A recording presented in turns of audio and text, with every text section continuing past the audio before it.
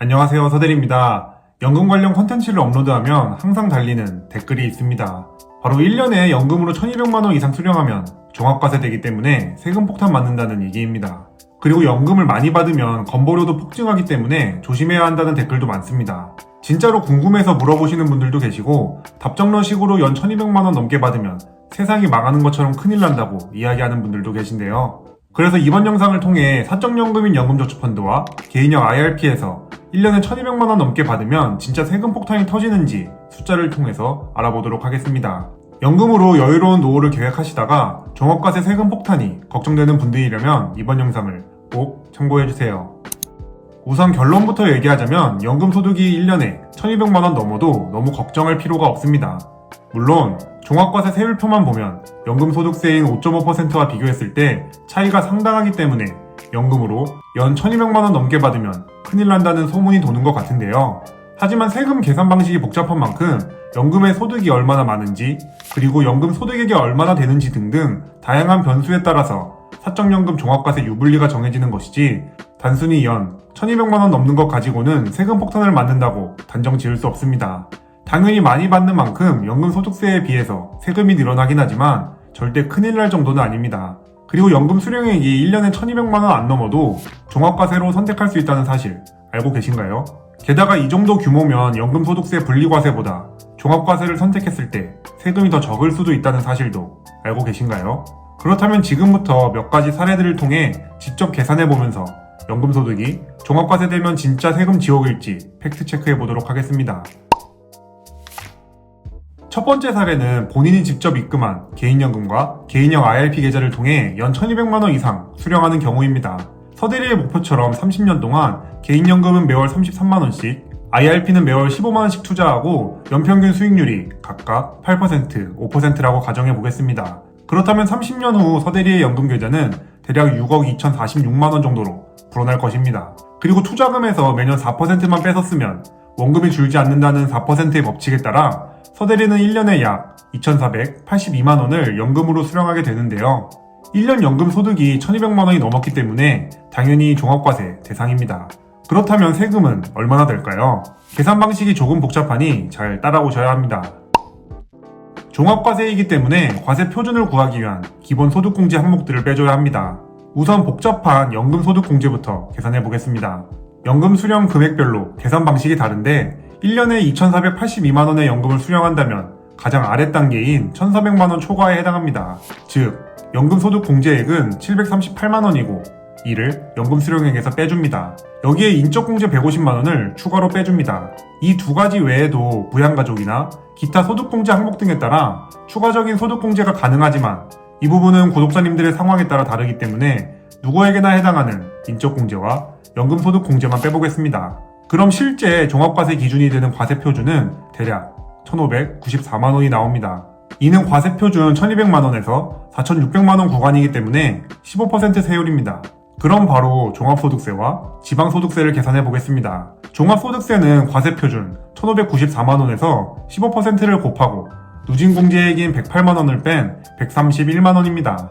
지방소득세는 종합소득세인 131만원에서 10%를 곱한 13만원입니다. 즉, 1년에 2,482만원의 사적연금을 수령하면 종합과세로 내야 하는 세금은 총 144만원 정도입니다. 수령하는 연금 2,482만원을 실제 총 세금인 144만원으로 나눠보면 5.8% 수준으로 연 1,200만원 이하로 받아야 가능한 연금소득세인 5.5%와 거의 차이가 없습니다. 원래는 안 되지만 만약 2,482만원을 연금소득세 5.5%로 낼 수 있다고 해도 매달 받을 수 있는 세후 연금 차이는 대략 6,000원 정도입니다.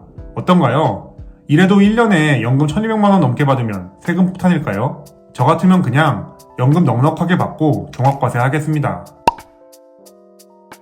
방금 사례는 연금 수령 규모가 작아서 그런 것일 뿐 실제 수령하는 연금 규모가 커진다면 세금 폭탄 맞는 거 아닌지 걱정되는 분들을 위해 1년에 4,237만원씩 연금 수령할 때의 종합소득세도 계산해 보겠습니다. 첫 번째 사례와 똑같이 매월 개인연금에 33만원, 개인형 IRP에 15만원씩 30만원 투자했는데 개인연금이 대박이 나서 연평균 수익률이 11%가 되었다고 가정해 보겠습니다. 그러면 연금계좌의 총액이 10억 5,933만원이 되고 4%인 4,237만원을 매년 연금으로 수령할 수 있는데요. 그럼 실제 내야 하는 세금은 얼마나 될까요? 과세표준 계산을 위해 연금소득공제액부터 구해보겠습니다. 1,400만원 초과인이 이론상 연금소득공제액을 계산하면 914만원이지만 공제한도가 900만원이기 때문에 빼야 하는 연금소득공제액은 900만원입니다. 여기에 인적공제로 150만원을 추가로 빼면 과세표준은 3,187만원이 됩니다. 첫 번째 사례와 마찬가지로 과세표준 15% 구간으로 종합소득세는 370만원, 지방소득세는 37만원입니다. 즉, 1년에 4,237만원의 사적연금을 수령할 경우 발생하는 종합소득세는 총 407만원입니다. 실제 세율로 따지면 9.6% 수준이죠. 어떤가요? 세금 폭탄인가요? 물론 5.5% 내는 연금소득세에 비해서 세금이 커지긴 하지만 그렇다고 많은 분들이 걱정하시는 것처럼 연 1,200만원이 넘으면 큰일 날 정도는 절대 아닙니다. 과세표준이 낮은 2단계라 그런 거지 3단계까지 늘어나면 세금 폭탄이다 라고 주장하는 분들을 위해 3단계인 24% 세율, 과세표준 구간인 4,600만원에서 8,800만원을 기준으로도 계산해보겠습니다. 두 번째 예시로 들었던 사적연금 4,237만원에 국민연금 1,800만원도 함께 받는다고 가정해보겠습니다. 국민연금은 무조건 종합소득세에 계산되기 때문에 국민연금과 사적연금을 합치면 1년에 수령하는 연금은 총 6,037만원이고 동일한 방식으로 종합소득세와 지방소득세를 계산하면 총 742만원이 나옵니다. 실제 연금 수령액 기준 세금 비중으로 따지면 12.3% 정도이죠. 물론 이 정도 연금 수령 규모가 되면 분리과세에 비해 확실히 많이 나옵니다. 그러나 생각해보면 일반 계좌에서 해외 주식형 ETF 수익 실현하거나 배당금을 받을 때 부과되는 세율인 15.4%보다 작습니다. 이것만 봐도 연금 계좌를 이용할 가치는 충분하다고 생각합니다. 거기다가 연금저축펀드와 IRP에 매년 납입한 576만원에 대해서 세액공제를 받습니다. 소득에 따라 30년간 매년 76만원에서 95만원 정도 환급받는 것을 고려하면 절대 세금 폭탄이라고 할 수 없습니다. 그냥 연금을 많이 받으니까 이에 따라 세금을 더 내는 수준이고 오히려 일반 계좌에서 동일한 해외 ETF를 투자하는 것보다 세율이 좋은 절세 방법입니다. 즉, 세금이 무서워서 연 1,200만원 넘으면 안 된다는 얘기는 회사에서 월급으로 300만원 주겠다는데 자기 혼자 세금이 무서워서 100만원만 받겠다고 말하는 격입니다. 결국 연금 수령의 핵심은 단순히 연금으로 1년에 1,200만원 넘게 받는지가 아니라 연금을 포함한 다양한 소득의 합이 전부 얼마가 되느냐가 중요한 것입니다. 연금을 많이 받고 그 외 소득이 없다면 걱정하는 세금 폭탄은 일어날 확률이 적습니다. 그 대신 연금 수령할 때도 근로소득이나 배당소득이 빵빵한데 연금소득까지 추가로 연간 1,200만원 넘게 받으면 우려했던 세금 폭탄을 맞을 수 있는 것이죠. 그래서 연금 수령 전략을 짤 때 연금에 소득이 있는지 그리고 그 소득만으로 생활이 가능한지에 따라서 사적연금 수령 시점과 금액을 늘려가면 됩니다. 연금 수령이 가능한 55세에 근로소득과 배당소득이 빵빵하여 연금 없이도 생활이 가능하다면 연금 수령은 최대한 미뤄뒀다가 소득이 사라졌을 때부터 연금 수령액을 늘려가면 됩니다. 만약 연금의 소득만으로 생활비가 조금 부족하다면 연금을 연간 1,200만원 이하로만 수령하여 분리과세 혜택을 받다가 연금의 소득이 사라졌을 때 연금 수령액을 늘려 연금만 종합과세 대상이 되는 것이 베스트입니다. 국민연금이 지급되는 65세부터는 국민연금까지 함께 고려하여 노후 현금 흐름을 설계하면 됩니다. 그리고 많은 분들이 모르고 있는 내용인데 연 1,200만원 이하로 연금 수령해도 종합과세가 될 수 있습니다. 사적연금은 애초에 연금 소득이 연 1,200만원이 넘지 않아도 연금 수령자가 원할 경우 종합과세 신청을 할 수 있기 때문이죠. 연금소득세 분리과세로 할지 종합소득세를 낼지 본인이 직접 결정할 수 있는 것입니다. 그리고 두 가지 방법으로 실제 세금을 계산해보면 충격적인 결과가 나옵니다. 많은 분들이 연금소득이 종합과세되면 큰일 난다고 생각하지만 다른 소득 없이 연금만 연 1,200만원 이내로 받으면 종합과세 최종세액이 분리과세보다 적기 때문이죠. 화면에 보여드리는 표처럼 연 1,200만원 연금소득이 발생할 때 종합과세로 선택하면 분리과세보다 무려 36만원이나 세금을 아낄 수 있습니다. 어떤가요? 이래도 종합과세 되면 무조건 큰일 날까요? 물론 아무 소득 없이 1년에 1,200만원만으로 사는 것은 쉽지 않지만 무조건 종합과세 되는 것이 나쁜 것은 아니다 라는 사실을 꼭 기억해 주셨으면 합니다. 추가적으로 연금을 많이 받으면 종합소득세 폭탄에 이어서 건강보험료도 폭증한다는 괴담이 있습니다. 이 부분도 간단하게 짚고 넘어가겠습니다.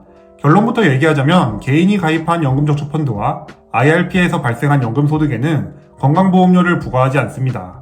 부과 대상은 공적연금소득만 해당합니다. 참고로 공적연금에는 국민연금, 공무원연금, 사학연금, 군인연금, 우체금연금 등이 있습니다. 종합과세에 이어서 건보료도 크게 걱정하실 필요가 없으니 저와 구독자님들은 연금계좌에서 많이 벌고 많이 받는 데만 집중하면 됩니다. 지금까지 연금으로 1년에 1200만원 넘게 받으면 세금 폭탄 맞는다는 괴담에 대해서 팩트체크해봤습니다. 분리과세 대상일 때보다는 확실히 세금이 많아지긴 하지만 크게 걱정할 정도는 절대 아닙니다. 돈이 많아서 세금 걱정하는 것과 돈이 부족해서 생활비 걱정하는 것 중 구독자님들이라면 어떤 선택을 하실 건가요? 대부분 전자를 선택하실 겁니다. 젊었을 때는 돈이 전부인 줄 알았는데 늙어보니 그게 맞더라 라고 얘기한 오스카 와일드의 말처럼 돈이 넉넉하면 하고 싶은 일만 하고 살 수 있는 권리를 갖기 때문이죠. 그리고 여태까지 같이 계산해 본 것처럼 종합소득 없이 연금소득만 있으면 연 1200만원이 넘더라도 세금 폭탄이 없기 때문에 종합과세 걱정하지 마시고 연금 개시 전에 최대한 많이 벌어두는 것만 집중하시면 됩니다. 그리고 애초에 1200만원도 매년 걱정 없이 뺏어 쓰려면 계좌에 최소 3억이 넘게 있어야 합니다. 그렇기 때문에 우선 연금계좌에서 3억부터 만들고 세금 걱정하셔도 충분합니다. 제 연금계좌도 이제 1800만원 정도로 아직 갈 길이 많이 남았습니다만 30년 후에는 연 1200만원이 아니라 연 4000만원씩 받을 것입니다. 앞으로도 지금처럼 채널을 통해 제 투자 여정을 기록해 나갈 예정이니 많은 관심과 사랑 부탁드립니다. 내용을 한 번 더 정리하면서 영상을 마무리하도록 하겠습니다.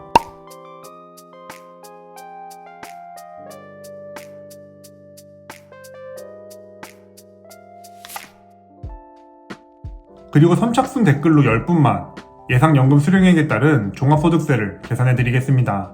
연간 예상연금액을 댓글로 남겨주시면 영상에서 소개한 방법대로 예상 종합소득세와 지방소득세를 계산해서 답글 남기겠습니다. 만약 선착순에 들지 못하더라도 슬퍼하실 필요는 없습니다. 이 영상이 많은 분들의 관심과 사랑을 받는다면 늘 그랬듯이 누구나 손쉽게 계산해 볼 수 있는 구글 스프레드시트나 엑셀 파일을 공유하도록 하겠습니다.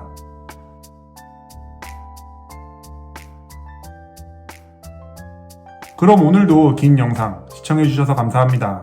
제 채널이 구독자님들의 자본주의 라이프에 조금이나마 도움이 되었으면 좋겠습니다. 지금까지 서대리였습니다.